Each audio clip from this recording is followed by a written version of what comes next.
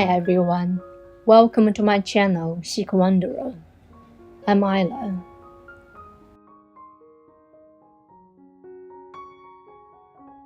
Let's dive in.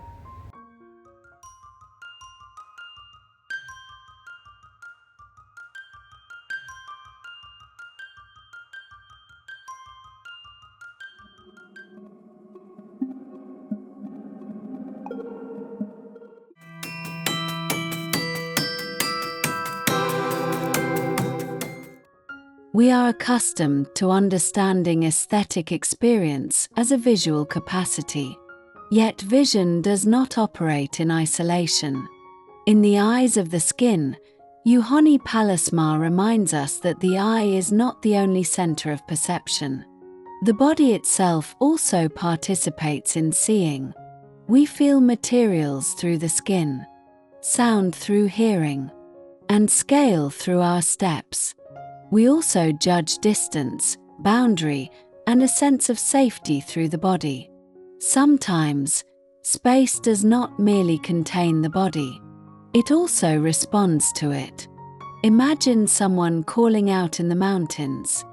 The voice leaves the body, enters the valley, and is returned again and again by rock faces and trees. Gradually, weakened and carried farther away, as if anxiety itself were being stretched by space. In that moment, searching is no longer merely a concrete act of running and calling out. It becomes a lonely resonance. Seen in this way, light and shadow take on another meaning. Shadow is not merely the absence of light. It is also a way for the body to sense space, settle the self, and preserve privacy and depth. In the chapter The Significance of the Shadow in the Eyes of the Skin, Pallasmaa points out that modern society often turns light into a mere question of brightness, as if the brighter, clearer, and more transparent something is, the better. Yet human perception does not always require strong light. Pallasmaa reminds us that in intense emotional states, perception shifts from vision towards more elemental senses: hearing, touch, and smell. It also turns from light towards shadow. A space kept continuously lit, without shelter or concealment, may appear clear. Yet it can deprive us of room for retreat, imagination, and spiritual withdrawal.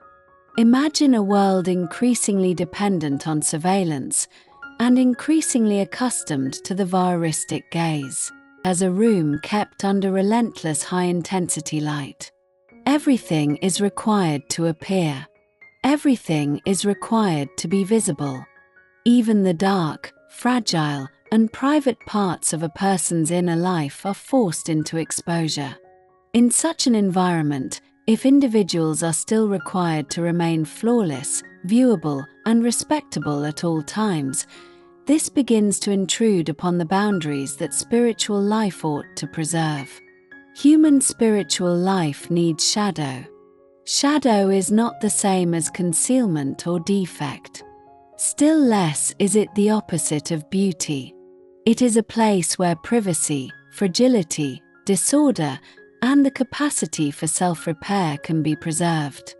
It is also a place where perception can return, linger, and deepen. This also resonates with the Eastern aesthetics found in Praise of Shadows. A dim room, the grain of old wood, the reflection of lacquerware in faint light, the traces worn into the surface of objects by time. These are not forms of beauty fully revealed under strong light. They require dimness, distance, and pause. They require the viewer to feel slowly through the body. The moon gates and lattice windows of classical Chinese gardens embody a related aesthetic logic. They connect space and also divide it. They create framed views and borrowed scenery. Yet they never allow space to be seen all at once. Concealment, turning, patterned openings, and the changing angles of vision as one walks allow the viewer to sense layers of space through movement. This is not a beauty of direct exposition. It is a beauty of winding paths leading into depth. Through concealment, emptiness, and shadow, resonance gradually comes into view. Emptiness in Chinese landscape painting works in a similar way. Clouds, distant mountains, rivers, and the horizon can all be suggested in places left unpainted. Emptiness does not mean nothingness. It leaves room for imagination, and it allows the viewer to enter the image with their own experience. Ambiguity in aesthetic experience is not a failure to see clearly. It is a refusal to be fully exhausted by explanation. It allows meaning to retain elasticity, and it creates resonance between the viewer and the work. From this perspective, aesthetic ability is not only the capacity to recognize clear forms. It also includes the ability to sense faint atmospheres, spatial boundaries, and wordless aftertones. Aesthetic experience often occurs in places that are not fully illuminated, not fully explained, yet still make us willing to stay.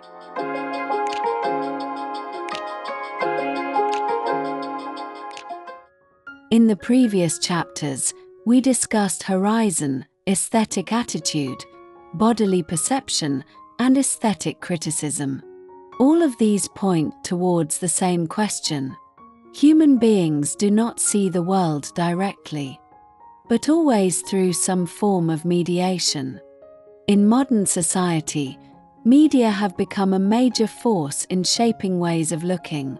Photography, film, advertising, social media, short-form video, and image platforms are continually reshaping our visual experience. They amplify certain things and obscure others. They lead us to internalize certain ideas and gradually distance us from certain forms of experience. On photography, Susan Sontag reminds us that photography may appear objective, but it is in fact a record shaped by selection. The photographer chooses what to photograph, where to photograph from, and with what light, distance, and moment the object is presented. These choices already contain judgment, position, and intention. Photography does not preserve a complete world. Through framing, it gives the world a form in which it can be looked at. A worn wooden door, a moss-covered stone, an ordinary street corner. These are easily overlooked in everyday life. Yet through the photographer's handling of framing, composition, light, and timing, they may come to reveal traces of history. An air of nostalgia, a mottled texture, even a certain quiet vitality. Artistic creation does not always mean making beauty out of nothing. It can also mean changing the way we attend to the world through selection, emphasis, and representation. One notable fact on photography is that photography's status as art was contested for nearly a century. At the heart of this doubt was not only whether photographic works had value, but also whether people had already formed a way of looking capable of understanding that value. If photography is treated merely as mechanical record, the aesthetic judgment within it is easily overlooked. The key to photography is not only when the shutter is pressed, but what kind of scene, object, light, emotion, and judgment are condensed into that instant.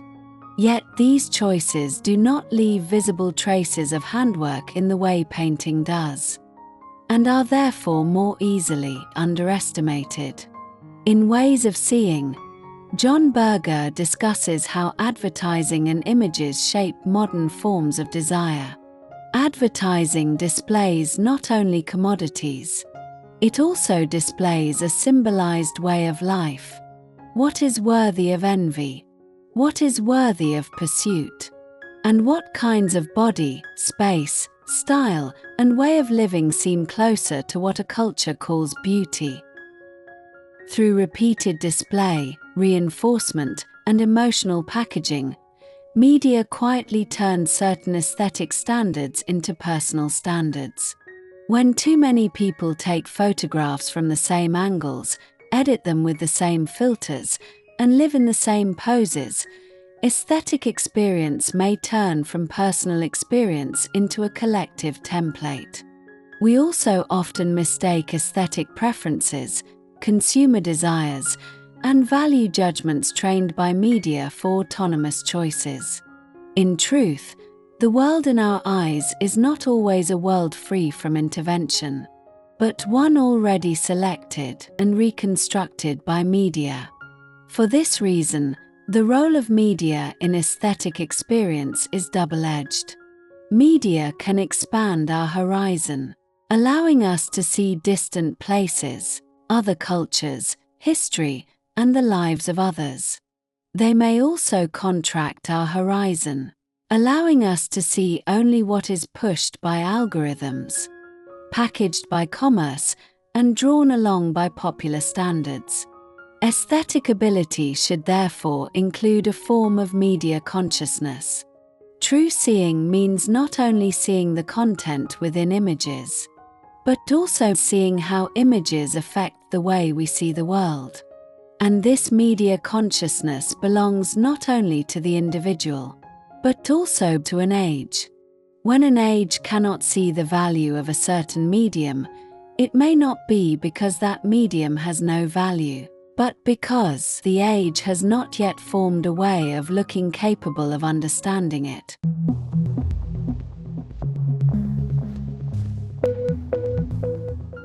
In the previous chapters, we discussed how media shape seeing, and how people are, often without realizing it, drawn along by aesthetic standards that have been repeatedly reinforced. In aesthetic theory, Adorno reminds us that art does not exist merely to provide pleasure. If art takes market acceptance as its only aim, it will increasingly pursue low resistance, easy circulation, and easy comprehension. Becomes easier to sell. At the same time, the depth, complexity, and distinctiveness of the work may also be weakened. Some works of art resist immediate consumption. They may unsettle the viewer's aesthetic expectations through fractured images, abrasive sounds, complex plots, difficult language, or disturbing forms. They force the viewer to stop, and may even provoke an impulse to turn away. Of course, obscurity does not automatically constitute depth, nor is unsettling content inherently more advanced. Such discomfort may arise from a necessary tension within the work, but it may also come from a limitation of expression, a creative posture, or a particular intention. What truly matters is whether the work can, through this discomfort, open new forms of perception and understanding. The viewer's hesitation, confusion, and resistance often occur in this interval. Existing aesthetic standards cannot, for the moment, accommodate a new experience, while a new mode of feeling has not yet taken shape. Yet this resistance itself may also become part of aesthetic experience. Adorno shows us that art is not merely an object that offers comfort and entertainment to life. Aesthetic experience may also carry repression, absurdity, loneliness, pain, and unease. When the world continually asks us to understand quickly, judge quickly, and consume quickly, art sometimes uses its hesitation, obscurity, and disobedience to make us feel again what everyday life has worn down, concealed, and ignored. For this reason, some art does not lose its value simply because it unsettles our habitual ways of seeing. So long as it can reactivate perception and interrupt existing aesthetic inertia, Its meaning lies not only in being liked, but also in forcing us to learn again how to see.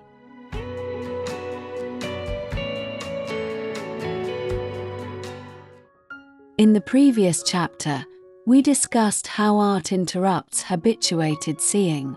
From here, we may continue to ask, why does the same work receive different judgments in different historical periods? Some works are not understood at the moment of their birth. They may even be ignored, rejected, or ridiculed, yet rediscovered in another age. This shows that the value of an artwork is not settled once and for all. It is continually confirmed, revised, and expanded as historical contexts, ways of looking, and aesthetic ideas change. A work does not belong only to the moment of its birth. It carries the creative conditions, ideas, contradictions, and limits of its own age. And it may also be understood anew within a new historical context.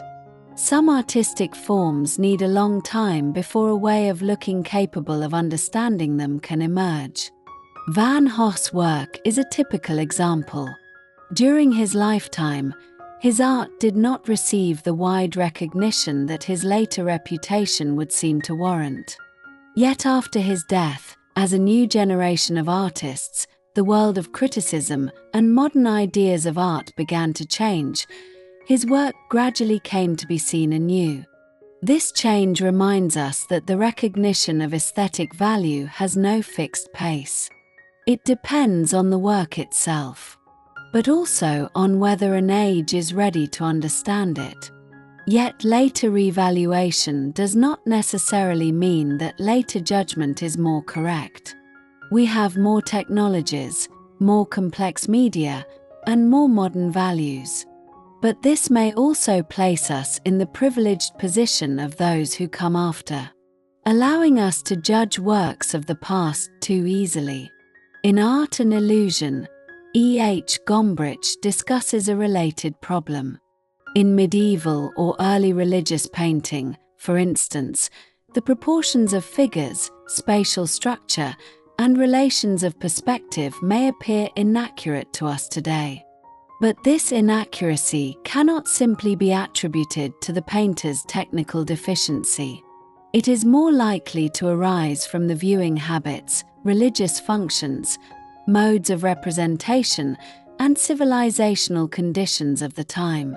At that time, painting did not exist only to pursue realistic visual representation. It also carried the functions of expressing faith, sustaining symbolic order, and offering spiritual instruction. For this reason, the viewer must not only look at the work itself, but also understand the historical conditions that sustain it.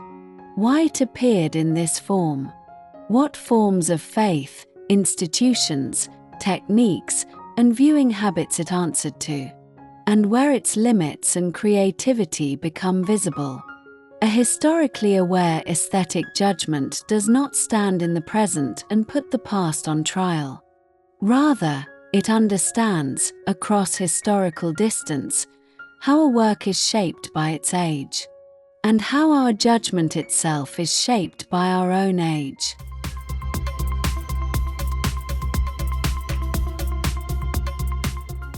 In the previous chapters, we discussed how aesthetic experience takes place, how seeing is shaped by media, and how the value of a work is redefined by time. At this point, the question of aesthetics must also return to lived reality. How does a person cultivate aesthetic ability? And who has the opportunity to cultivate it? In Artistic Feeling and Aesthetic Education, Ralph Smith proposes the concept of aesthetic welfare. This concept reminds us that aesthetic experience is not only a matter of personal taste, but also a spiritual resource. The formation of taste requires experience, guidance, time, and opportunity. Whether a person has the chance to encounter art, read literature, visit museums, listen to music, observe architecture, and feel nature will shape that person's horizon. For this reason, aesthetic education does not take place only in the classroom. Family environment, school education, social resources, and public cultural spaces all affect the point from which a person begins to encounter art, feel beauty, and understand beauty. Some children are taken from an early age into bookshops, theatres, art museums, and nature. Others live for a long time in environments lacking resources for aesthetic education, lacking cultural companionship, and lacking places where feeling can settle. Over time, differences in aesthetic opportunity may also become differences in aesthetic ability.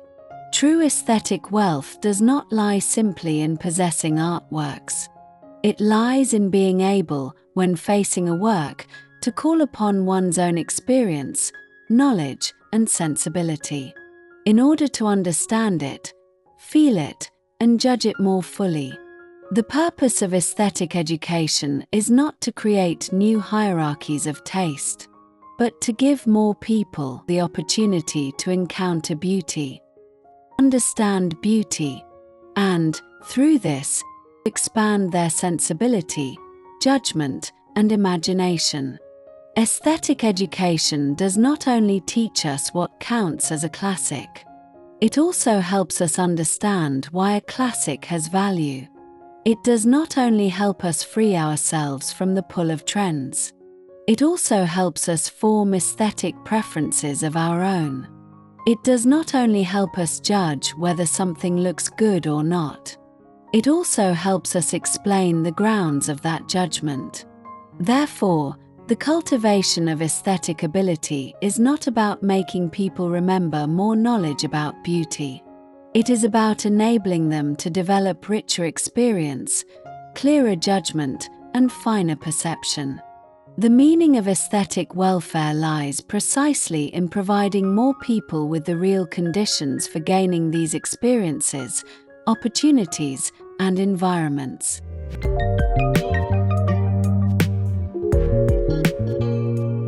Aesthetic experience does not come to an abrupt end once the act of looking is over.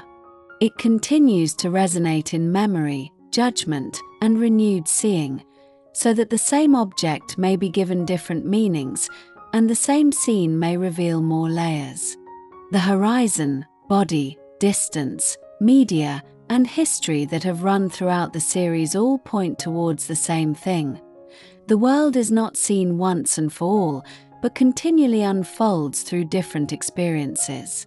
Looking back over this path of inquiry, what we have truly been asking is not simply what is beauty, but how we see beauty, experience beauty, judge beauty, and how, through aesthetic experience, we change our own way of looking. Aesthetic experience is not a momentary sensation, but an ability that continues to grow. Aesthetic ability does not imply a hierarchy of human worth, nor should it become a sense of personal superiority. What it truly brings is not a way of ranking people above or below one another, but a sharper sensibility, a more complex understanding, and a humbler way of facing the world. Thank you for staying until the end. See you next time. Be less perfect, more you.